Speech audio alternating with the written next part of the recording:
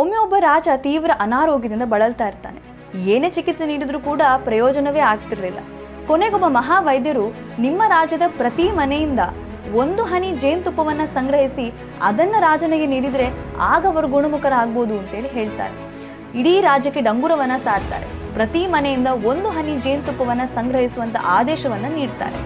ಆದ್ರೆ ಆ ರಾಜ್ಯದ ಪ್ರಜೆಗಳೆಲ್ಲರೂ ತುಂಬಾ ಅಸಡ್ಡೆ ಮನೋಭಾವನೆಯಿಂದ ನಾನೊಬ್ಬ 1 ಹನಿ ಜೇನುತುಪ್ಪ ಹಾಕದಿದ್ರೆ ಏನ್ ಮಹಾ ವ್ಯತ್ಯಾಸ ಆಗ್ಲಿಕ್ಕಿದೆ ಅಂತೇಳಿ ಆಲೋಚನೆ ಮಾಡ್ತಾರೆ. ಈ ಮನೋಭಾವನೆ ಎಲ್ಲರಲ್ಲೂ ಇದ್ದ ಕಾರಣ ಯಾರು ಕೂಡ ಜೇನುತುಪ್ಪ ಹಾಕ್ಲಿಕ್ಕೆ ಮುಂದೆ ಬರುವುದಿಲ್ಲ. ಕೊನೆಯ ದಿನ ಇಟ್ಟಂತಹ ಮಡಿಕೆಯ ಮುಚ್ಚಳವನ್ನು ತೆಗೆದು ನೋಡಿದ್ರೆ ಅದರಲ್ಲಿ ಒಂದೇ 1 ಹನಿ ಜೇನುತುಪ್ಪ ಇರುವುದಿಲ್ಲ. ಸರಿಯಾದ ಸಮಯದಲ್ಲಿ ಚಿಕಿತ್ಸೆಯನ್ನು ನೀಡಲಿಕ್ಕಾಗದೆ ರಾಜನ ಸ್ಥಿತಿ ಇನ್ನೂ ಕೂಡ ಗಂಭೀರ ಆಗ್ತದೆ.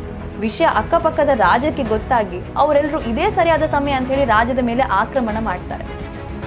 ಆಗ ಪ್ರಜೆಗಳಿಗೆ ತಮ್ಮ ತಪ್ಪಿನ ಅರಿವಾಗ್ತದೆ. ಎಲ್ಲಿಯಾದ್ರೂ ಅವತ್ತು ನಾವು 1 ಹನಿ ಜೇನುತುಪ್ಪ